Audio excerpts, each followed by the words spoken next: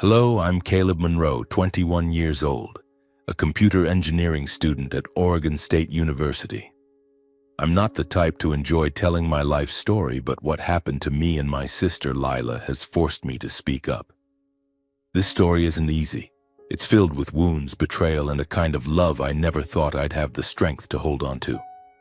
But I'll tell it for Lila, for ourselves, and for everything we've been through.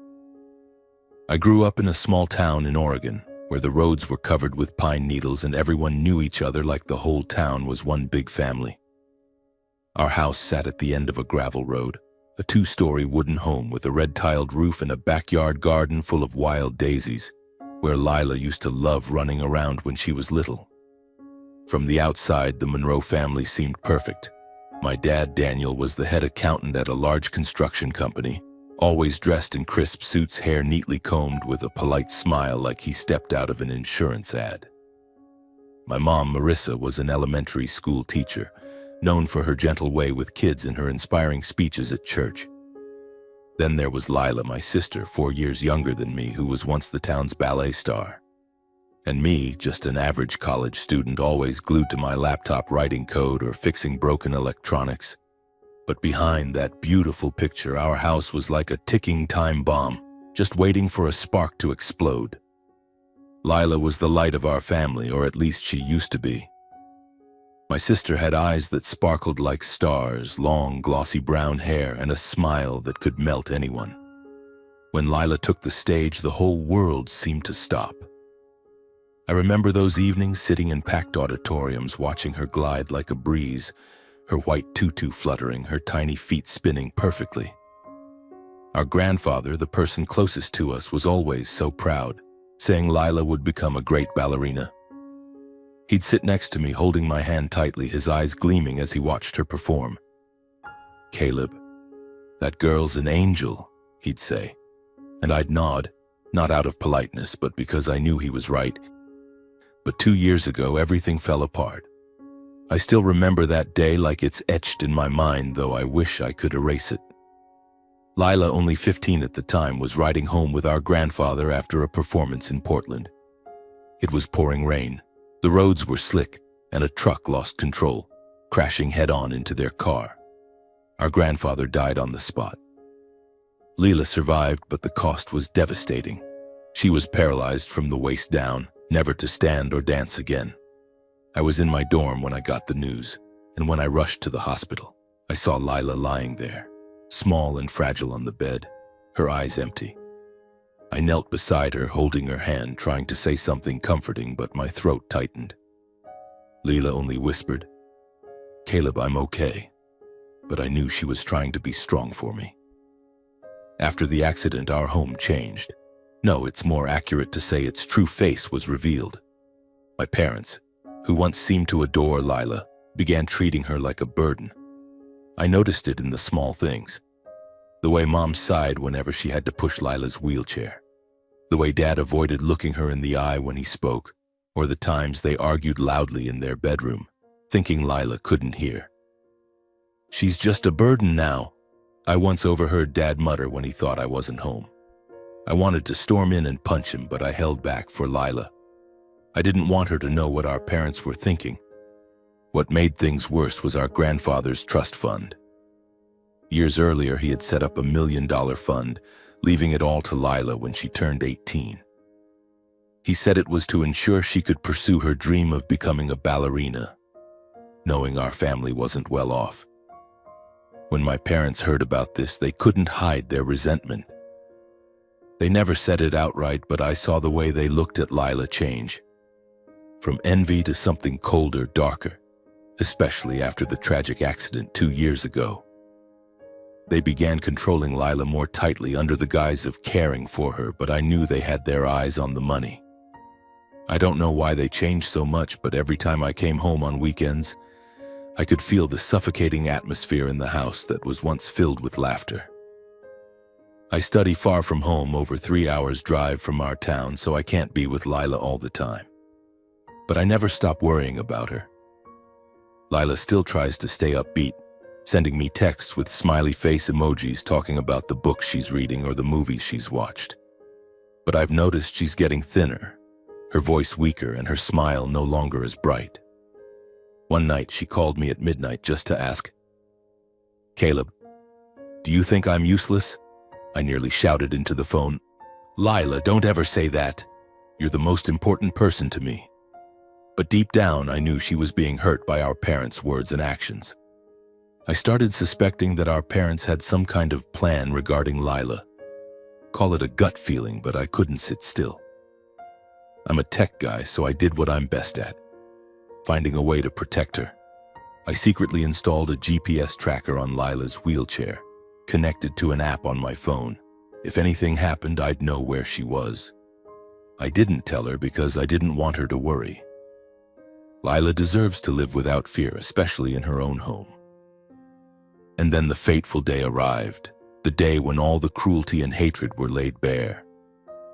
I still remember that day like a knife slicing through my heart. It was a Saturday morning in late autumn, when golden leaves blanketed the roads and the biting cold air carried the scent of forest soil. I was in my dorm, buried in an algorithm assignment when my phone buzzed. A text from Lila. "Caleb, Mom and Dad say they're taking me hiking this weekend. They said they want the family to relax a bit." I read the message and a wave of unease surged in my chest. My parents weren't the hiking type. They hadn't even bothered taking Lila out much since the accident. I texted back, trying to sound casual. "Sounds fun, Lila. Be careful, okay? Call me if anything feels off." But deep down, I couldn't shake the feeling that something was wrong. I opened the GPS tracking app on my phone to check Lila's location. The tracker I'd installed in her wheelchair was working fine, sending a steady signal from home. I told myself I was overthinking, but I couldn't stop replaying my parents' behavior. The cold looks, the veiled comments about money, and the way they'd grown increasingly distant from Lila. I decided I'd drive home Sunday morning to check on things just to be sure. But I never could have imagined that, just a few hours later, everything would turn into a nightmare. On Sunday morning, I woke up with a terrible gut feeling. I checked the GPS app and saw the signal from Lila's wheelchair moving about 40 miles from town, toward the national forest near Black Ridge Cliff, a remote area known for its treacherous trails and sheer cliffs. My heart pounded. My parents had never mentioned taking Lila to a place like that. Hiking? With Lila in a wheelchair? It didn't make any sense. I called Lila, but she didn't pick up. I tried Mom, then Dad, but neither answered. A cold dread ran down my spine. I jumped into my car, threw my backpack in the back, and sped off as fast as I could without breaking traffic laws. On the way, I kept checking the GPS app. The signal from Lila's wheelchair had stopped at a point near the main Black Ridge Cliff and hadn't moved since. I whispered to myself, "Stay calm, Caleb. Maybe they're just resting." But deep down, I knew something was terribly wrong. When I reached the forest, it was almost noon. I parked in a secluded spot near the trailhead where I spotted my parents' SUV parked nearby. I turned off the engine, grabbed my backpack, and hurried down the trail toward the cliff. Each step felt heavier, as if I were walking into something I didn't want to face. I kept my phone in hand, eyes glued to the GPS signal, praying it would lead me to Lila. The trail wound through towering pines with sunlight filtering through the leaves, casting dappled patterns on the ground. I heard birds chirping and the wind whistling through the rocky crevices, but no human sounds. Finally, I neared Black Ridge Cliff, a wide clearing where the ground abruptly dropped into a deep, yawning chasm. My heart pounded so hard I thought it might burst. And then I saw them, my parents, standing near the cliff's edge next to Lila's wheelchair. Lila sat there, small and fragile, her brown hair blowing in the wind. She was staring out as if trying to take in the view, but her face was pale, her eyes filled with worry. My dad, Daniel, was saying something to my mom, Marissa, in a low, urgent voice. I couldn't make out the words, but I saw Mom nod, her hands clenched as if holding something back. I crept closer, staying out of sight. Then everything happened so fast I could barely process it. Dad stepped behind Lila's wheelchair, placing his hands on the handles. I thought he was just going to move her, but no. He pushed hard, with a force I'd never seen in him. Lila's wheelchair lurched forward, rolling over the edge of the cliff and disappearing into the abyss. Lila screamed, a short, terrified cry, before it was swallowed by the void. My blood froze, my head spun. I wanted to scream, to run forward, but my feet felt nailed to the ground. My parents stood there, staring down into the chasm. No panic, no tears. Mom turned to Dad and whispered, "It's done." He nodded, his face cold as stone. They turned and walked back toward the trail as if they'd just completed a routine task.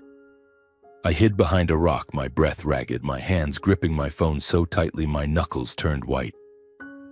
I wanted to chase them, to punch them in the face, but I didn't. Lila, my sister. She was down there somewhere, and I had to find her. After my parents left, I rushed to the cliff's edge to assess the situation.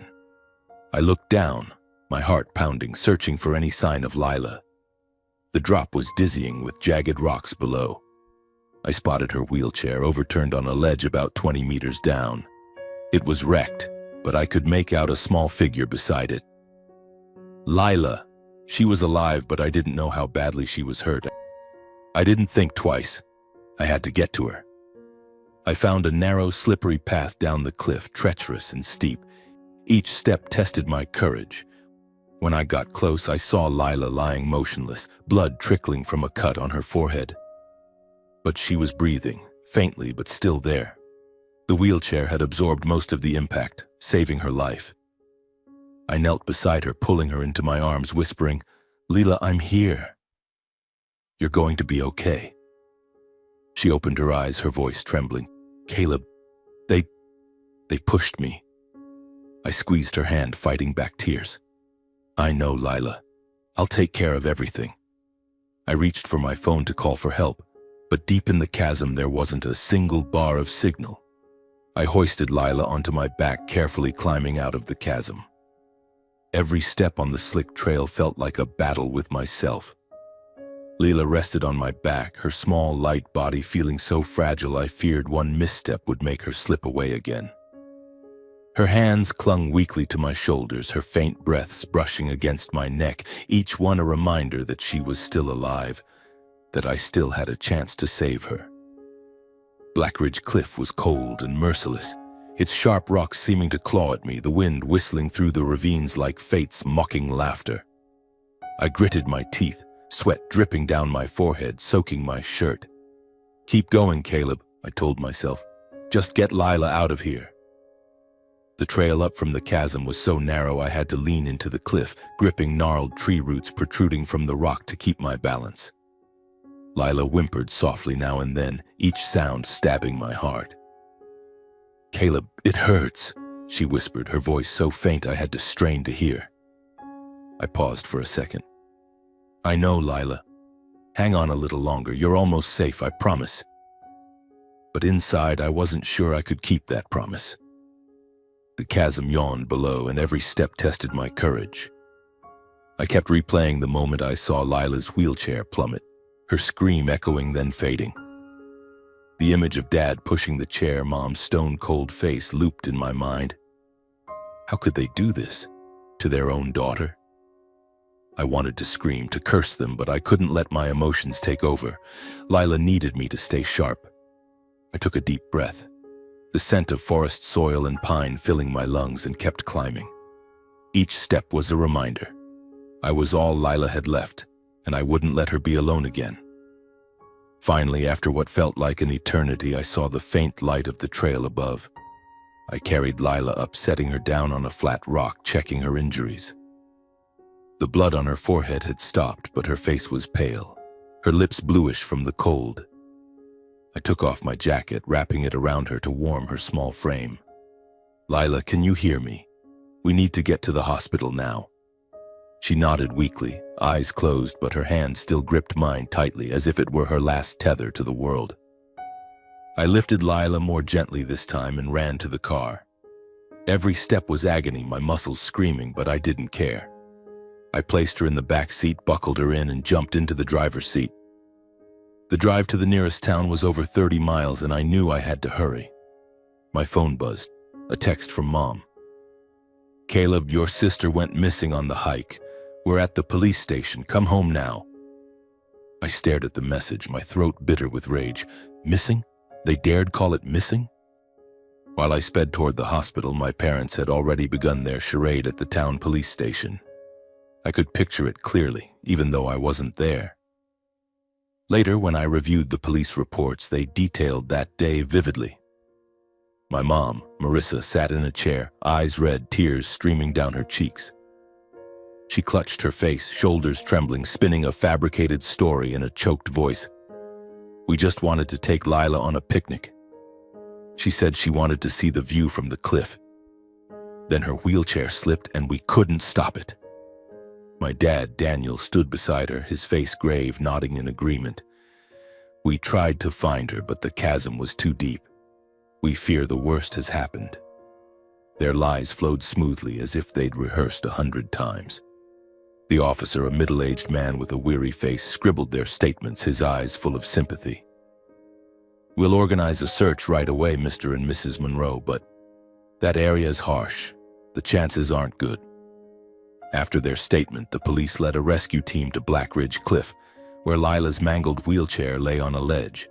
No trace of Lila, no body, nothing but debris and a few dried bloodstains. The rescue team leader shook his head, telling my parents, if she fell here, her chances of survival are almost zero. This forest is cold and in her condition. He trailed off, but my parents nodded, feigning grief. Mom even sobbed louder, clinging to Dad as if her world had collapsed. But in their minds, I knew. They were calculating. The $1 million trust fund from our grandfather, the money they'd coveted for so long, now seemed within reach. They thought Lila was dead, that no one would question their perfect accident story. They returned home, starting to prepare paperwork, contacting lawyers to access the trust. Dad probably sat in his office planning how to spend the money. Mom likely wiped her crocodile tears, looking in the mirror and telling herself she'd done what she had to. They didn't know Lila was alive, lying in a hospital bed 30 miles away with me by her side. They didn't know I'd witnessed everything the moment they pushed my sister's wheelchair into the chasm, the moment they walked away without a shred of remorse. And they didn't know that I, Caleb Monroe, a 21-year-old student with nothing but love for my sister, had sworn to make them pay for their crime. I sat by Lila in the emergency room, holding her hand, watching the heart monitor's curves. She was alive, and that was what mattered most. But inside me, a fire burned. I wouldn't let my parents get away with this. Never. The hospital emergency room was stifling with the smell of antiseptic and the steady beeping of machines. Lila lay on the bed, her eyes closed, her skin pale under the fluorescent lights. A bandage wrapped around her forehead and an IV line was inserted into her arm, dripping slowly as if reminding me that she was still fighting. I sat on the hard plastic chair, gripping Lila's hand tightly, feeling her fragile fingers in my palm. Each faint breath she took was a promise that I would never leave her alone again. The doctor, a middle-aged man with salt and pepper hair and a deep voice, entered the room. The girl was in shock and lost blood, but there's no serious internal organ damage. You were lucky to get her here in time. I nodded, forcing a grateful smile, but my mind was consumed with the image of our parents standing by the cliff, pushing Lila's wheelchair into the abyss. Will she be okay? I asked, my voice hoarse. The doctor looked at me, his gaze kind but cautious. She needs time. We'll move her to the recovery ward tomorrow morning. You should rest a bit. Rest? I couldn't. Not while my parents were out there playing the role of grieving parents, when the truth was they had tried to kill their own daughter. I glanced at the clock, nearly midnight. I needed to keep Lila's survival a secret. If my parents found out, they'd try to finish what they started. I took out my phone and powered it off to prevent anyone from contacting me. I didn't know if they suspected anything, but I couldn't take the risk. Lila, I whispered, though I knew she couldn't hear me. I'll protect you. I promise. The next morning, Lila was moved to a small recovery room. She was awake, though still weak. When she saw me, she smiled. A faint smile, but enough to warm my heart. "Caleb, I dreamed you carried me up from the cliff," she said, her voice as soft as a breeze. I sat beside her, gently stroking her hair. "That wasn't a dream, Lila. I got you out of there." She looked at me, her eyes shimmering with tears. They didn't want me to live, did they?" I wanted to lie, to shield her from the cruel truth, but Lila was smarter than that. I only nodded, squeezing her hand tightly. "But you have me, and I won't let them hurt you again." Over the next few days, I stayed at the hospital, sleeping on a foldable chair next to Lila's bed. I told the nurses I was her only family, and I asked them to keep her presence confidential. "Our family is in trouble," I explained, trying to keep my voice calm. "Please don't let anyone know my sister is here." The head nurse, an older woman with empathetic eyes, nodded. "We understand, young man. We'll keep it quiet." Lila slowly recovered, though it was gradual. She started eating small amounts of porridge, and color returned to her cheeks. But whenever our parents were mentioned, she fell silent, her gaze distant. I knew she was hurting, not just physically but emotionally. So was I. Every night as Lila slept, I sat by the window staring at the pitch-black sky, the fire of anger burning stronger within me. My parents hadn't just betrayed Lila, they'd betrayed me and all the years we called ourselves a family. I swore they would pay, not out of hatred but for justice. For Lila, for Grandpa, and for myself. I began to plan. First, I needed evidence. The GPS tracker on Lila's wheelchair was a start. I checked the data on my phone. It recorded her exact route from home to the Black Ridge Cliff. I downloaded the data to my laptop, carefully storing it on an encrypted hard drive. But GPS data alone wasn't enough. I needed something undeniable, something that would prevent my parents from covering up their crime. I remembered the small camera I'd installed near the house, originally to check for intruders while I was away at school. It wasn't high-end, but it recorded everything in front of the house, including my parents' conversations when they thought no one was listening. I decided to return home to retrieve the camera's data. Maybe it had captured something. A word, a glance, anything that could serve as evidence. Before leaving the hospital, I checked on Lila. She was asleep, her breathing steady. I wrote a small note and left it by her pillow. "I'm going to get some things. I'll be back soon. Don't worry, Lila." I kissed her forehead and quietly left, my heart heavy but resolute. Driving back to town, I felt like I was walking into a lion's den. Our house stood silent in the darkness, the streetlights casting cold streaks across the windows. I parked a few houses away and walked to the back alley, knowing my parents never paid attention to it. My heart pounded. Every small sound, the rustle of leaves, a distant dog barking, made me jump. I unlocked the back door and stepped inside, keeping my footsteps as light as possible. My parents weren't home. They were probably at the police station, continuing their act as a grieving family. I went straight to the living room, where the camera was hidden in a small crevice on the bookshelf. I removed the memory card, plugged it into my laptop, and started reviewing the footage. Most of it was mundane. My parents coming and going, Mom carrying trash bags, Dad checking the mail. But then I found a clip from a few days before the hiking trip. My parents stood at the front door, their voices low and tense. "We have to do something, Daniel," Mom said, clutching her shoulders. "That money was supposed to be ours. Lila, she doesn't need it anymore." Dad nodded, his eyes cold as stone. "The hiking trip is our chance. No one will suspect an accident." I froze, my blood boiling. This video was gold. It didn't directly prove they pushed Lila, but it showed their intent. I copied the footage, tucked the memory card into my pocket, and left the house as quickly as I'd come. Back at the hospital, I found Lila awake, reading a book I'd left her. She smiled when she saw me, but her eyes were still filled with worry. "Where did you go?" she asked. I sat down, taking her hand. "I went to get something that'll make sure Mom and Dad can't deny what they did." Lila looked at me, then nodded, as if she understood I was doing something bigger than both of us. From that day on, I started contacting Grandpa's old lawyer who had helped him set up the trust fund. I sent him the video and GPS data explaining everything. He promised to help but asked for more evidence, ideally direct footage of the crime. I knew that would be difficult, but I wouldn't give up. I would find a way. I would make my parents pay, not just for Lila, but for everything they'd destroyed. That night, as Lila grew more alert, I pulled my chair close to her bed, lowering my voice. "Lila, I have an idea," I began, trying to keep my tone calm despite my pounding heart. "But it could be dangerous. I need your agreement." Lila looked at me, her eyes shining with the trust I'd always cherished. "Caleb, what are you going to do?" she asked, her voice weak but resolute. I told her my plan. Spread a rumor that Lila had been saved by a stranger, that she'd mumbled about being harmed by our parents.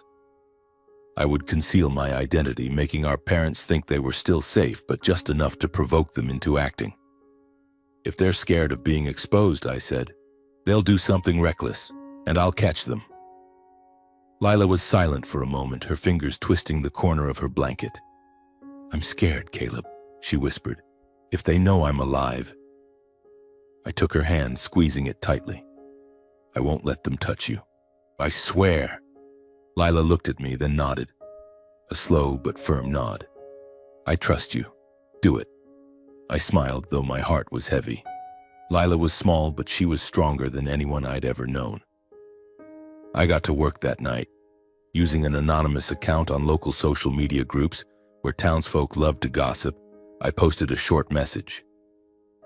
"Heard that Lila Monroe was saved by a man after the accident at Black Ridge Cliff. She mumbled that her parents pushed her down. Anyone know more details?" I added a few vague details, enough to stir confusion but not reveal I was behind it. The post spread quickly like a spark igniting dry grass. People buzzed with speculation, some skeptical, others curious. I knew my parents would see it. 2 days later, my plan started to bear fruit. I received a message from the head nurse saying my parents had contacted the hospital, claiming they'd heard Lila was alive and wanted to visit.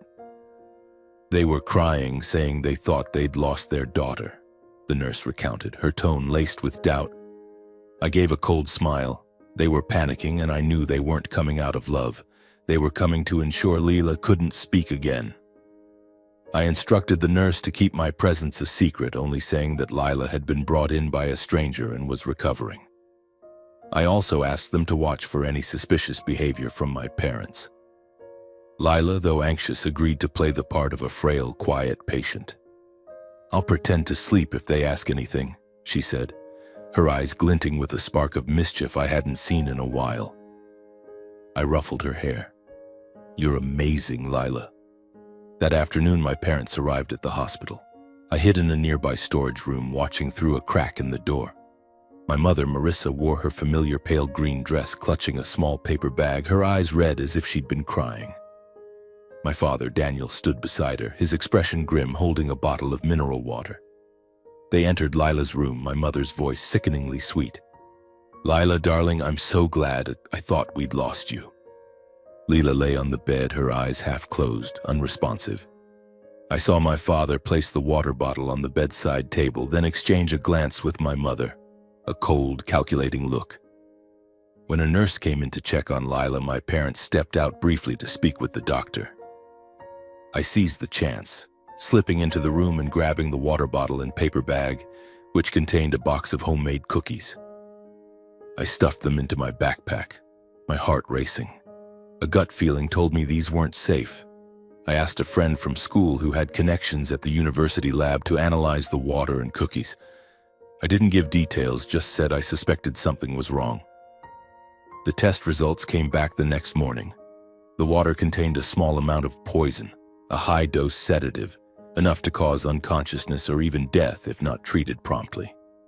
The cookies were clean, likely just a decoy to gain Lila's trust to drink the water. I gripped the lab report, a mix of rage and relief washing over me. They'd fallen into my trap just as I'd predicted. They couldn't control their panic, and now I had another crucial piece of evidence to bring them down. I returned to the hospital and told Lila everything. She listened, her hands trembling, but her eyes no longer held fear. "They really wanted to kill me, Caleb," she said, her voice sad but resilient. "But I'm not afraid of them anymore." I hugged her, feeling her small heart beating strongly. "You don't have to be. I'll take care of everything." I contacted Grandpa's lawyer, James Harper, again. I sent him all the evidence, the GPS data, the home camera footage, and the lab results for the poison. "Caleb," he said over the phone, his voice steady but firm, "you have enough to file a case, but we need to be careful. This isn't just a civil lawsuit, it's a criminal case. I'll reach out to the authorities." I nodded, though he couldn't see. "Thank you, sir.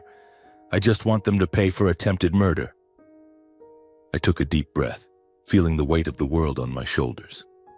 "Let's move forward, Mr. Harper. I want to make sure they never have the chance to hurt Lila or anyone else again." The days leading up to the trial were an unrelenting string of tension. Every night I sat beside Lila in the hospital, holding her hand, trying to keep us both calm. But inside I was a volcano waiting to erupt. Mr. Harper, Grandpa's lawyer, had finalized the lawsuit. "Caleb," he said over the phone, his voice low but sharp, "we have strong evidence, the GPS data, the video, and the toxicology report. But your parents won't go down easily.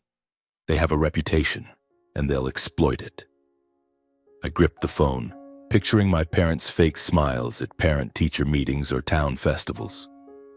They'd always played the part of model citizens, but now I would tear off their masks.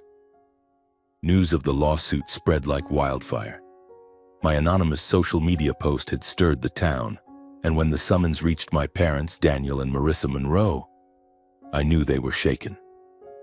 Mr. Harper recounted how my father had called him, his voice trembling but feigning composure.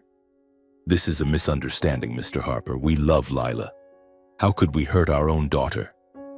Mr. Harper, cold as stone, simply replied, "Tell that to the court, Mr. Monroe."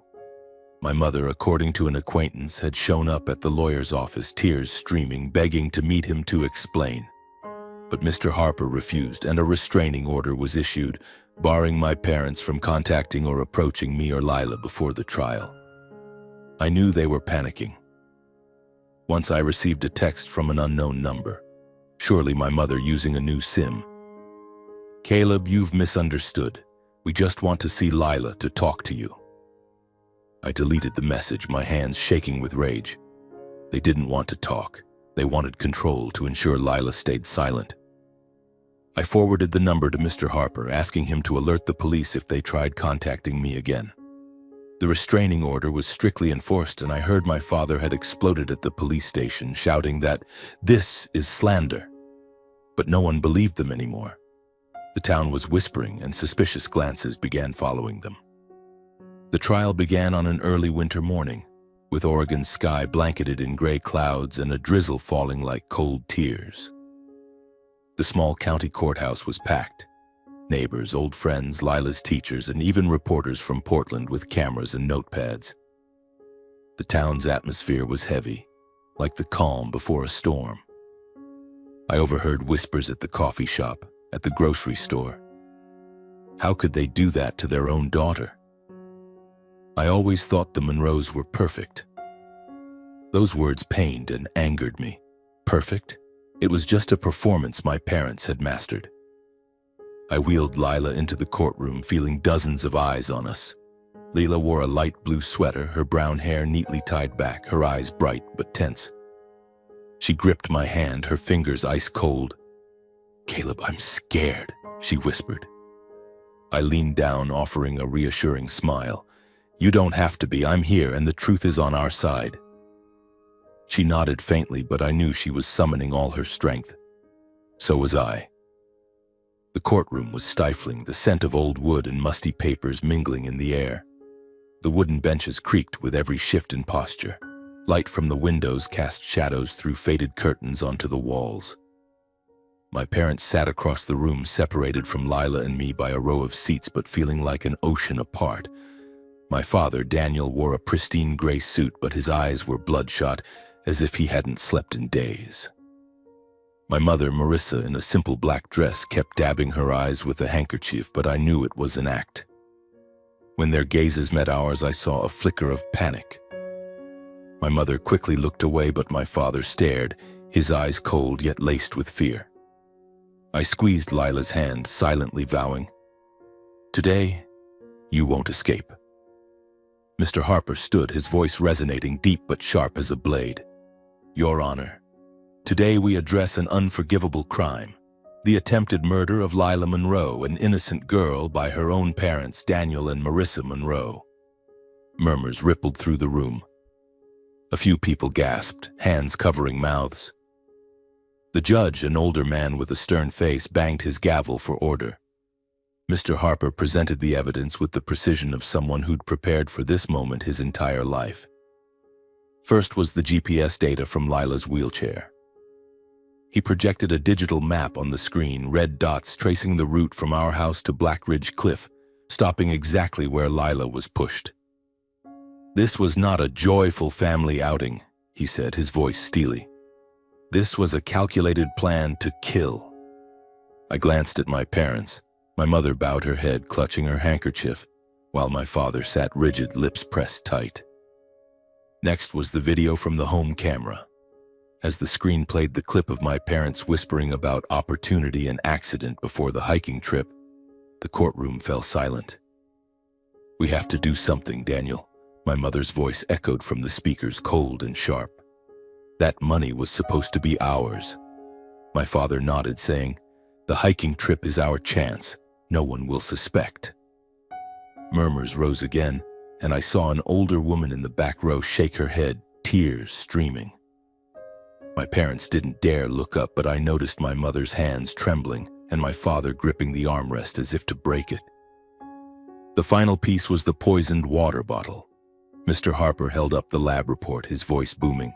"This bottle, brought by the defendants to the hospital, contained a high dose of sedative, enough to cause coma or death." A groan escaped the crowd. I looked at my parents. My mother turned to my father, her eyes frantic, as if blaming him for leaving evidence. My father only bowed his head, his face ashen. Mr. Harper called a chemist who testified that the poison couldn't be a mix-up from a prescription, as my parents claimed. The head nurse from the hospital also testified, describing their odd behavior when visiting Lila, like how they placed the bottle near her and left quickly. When it was Lila's turn to testify, the room's air grew thick. I wheeled her to the witness stand, my heart pounding. Small and frail, her voice trembled but was clear. "I thought my parents loved me," she said, looking straight at them. "But they pushed me off the cliff. I heard my mother say, 'It's done,' as I fell. If not for Caleb, I'd be dead." Her voice broke, but she pressed on. "I just want to know why." As she spoke, I saw my mother sob, but not from remorse, it was panic. My father stared at Lila, his eyes empty as if he were no longer human. I gripped the wheelchair's handles, fighting back tears. Lila was stronger than I'd ever imagined, and I'd never been prouder of her. My parents tried to counter. My mother wailed, her voice shrill. "It was an accident. We didn't mean it." My father, with feigned calm, claimed the water bottle was a mix-up from an old prescription. But their words carried no weight. The evidence was overwhelming, and the jury's skeptical glances said it all. After 4 days of trial, the jury took only 2 hours to reach a verdict. The judge stood, his voice striking like a hammer. "Daniel and Marissa Monroe are found guilty of first-degree attempted murder and conspiracy to commit murder." My mother collapsed into her chair, sobbing uncontrollably while my father stood frozen, his face pale as wax. They were led out of the courtroom in handcuffs, their eyes avoiding Lila and me. I hugged her, feeling her body tremble. "It's over, Lila," I whispered. "We're free." The trial was over, but its echoes lingered like an undercurrent in my heart. As I wheeled Lila out of the courthouse, the weak winter afternoon sunlight illuminated her face, highlighting her small but resilient smile. "Caleb," she whispered, gripping my hand. "What do we do now?" I looked down at her. her eyes bright despite the nightmare we'd endured, and I knew that though everything had shattered, we still had each other. "We'll start over, Lila," I said, my voice firm. "A new place, a new life, just you and me."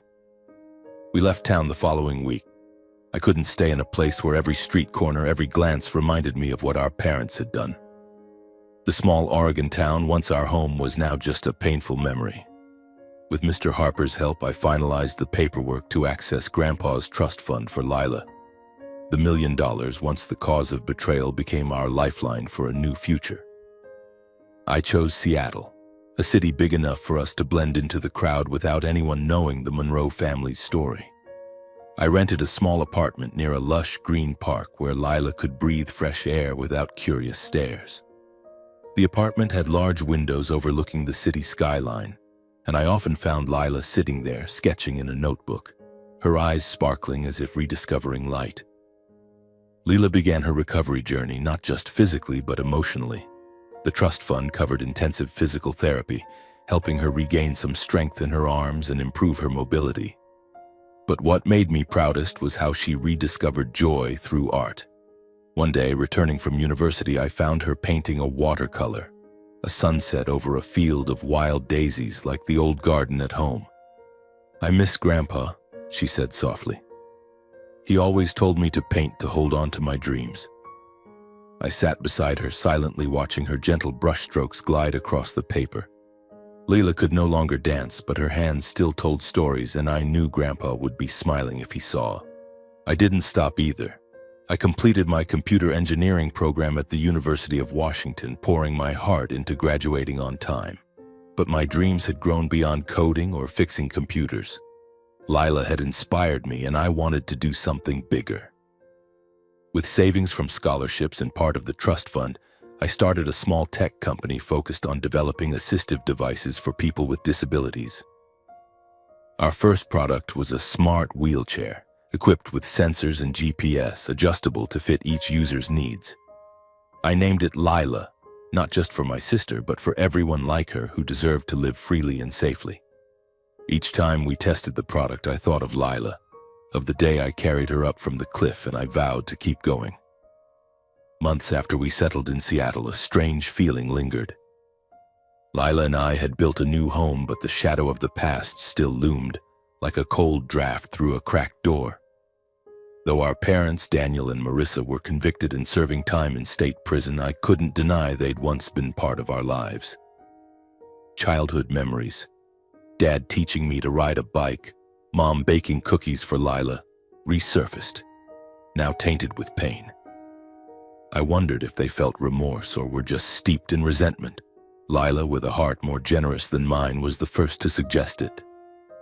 "Caleb," she said one evening over dinner, I want to see Mom and Dad, just once. I want to know how they are." I froze. "Lila, are you sure, after everything they did?" She nodded, her eyes bright but thoughtful. "I'm not forgiving them, Caleb, but I want closure. I want to see them, to know I'm not afraid anymore." I looked at her, seeing the strength I'd always admired. "All right," I sighed. "If you want this, I'll go with you." We visited the Oregon State Prison on an early morning, with fog still cloaking the road to the stark gray complex. The prison loomed cold, its towering concrete walls and barbed wire glinting faintly in the dim light. I wheeled Lila through the security gate, my heart pounding.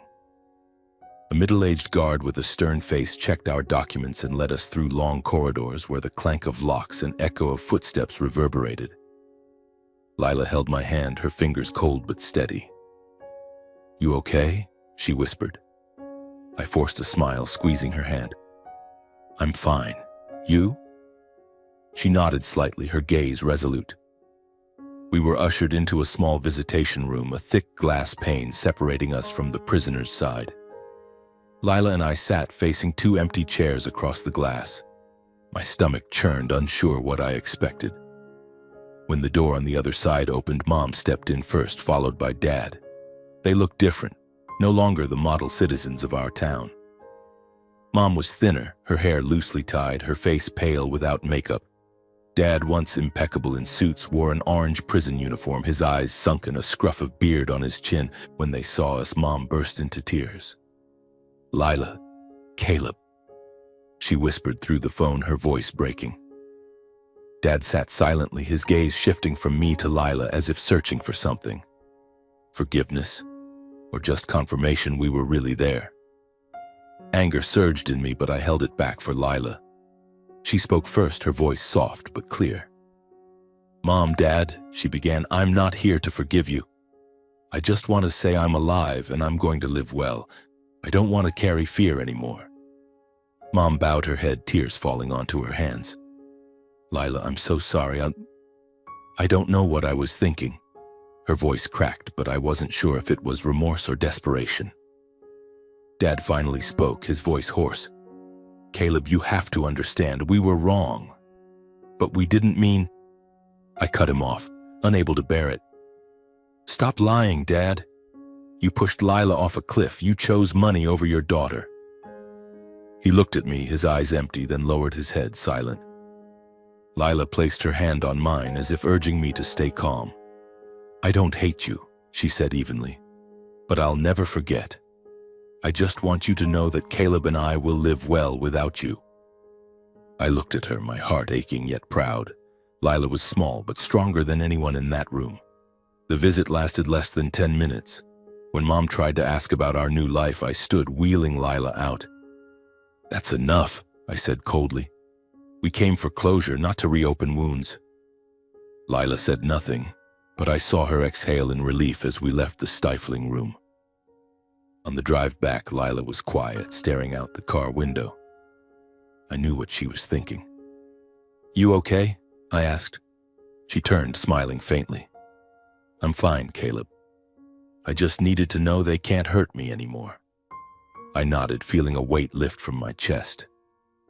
The visit didn't bring forgiveness, but it gave us the closure we both needed. One late spring afternoon, I wheeled Lila to the park near our apartment. We stopped on a small hill where we could see the sun setting in the west, painting the sky in vibrant orange. The last rays shimmered on the lake, and a breeze carried the sweet scent of wildflowers. Lila leaned her head on my shoulder, her brown hair fluttering lightly. "Caleb," she said, her voice clear, "I used to think I'd never smile again. But now I feel happy." I turned, seeing her smile, a real smile, unforced, free of pain. "You make me happy, Lila," I replied, my voice catching. "You've always been my light." We sat there, quietly watching the sunset. From being betrayed by our own parents, pushed into the darkness of despair, we'd found strength in our sibling bond. Lila, despite the challenges of her wheelchair, had reclaimed her optimism like wild daisies blooming after a storm. And I, once a struggling student haunted by the fear of losing her, had become her protector, friend, and inspiration. We didn't just survive, we built a new life, where pain no longer defined us. As the sun dipped below the horizon, leaving a final streak of light in the sky, Lila squeezed my hand, whispering, "Thank you, Caleb, for never abandoning me." I squeezed back, tears silently falling. "I'll never abandon you, Lila. Never."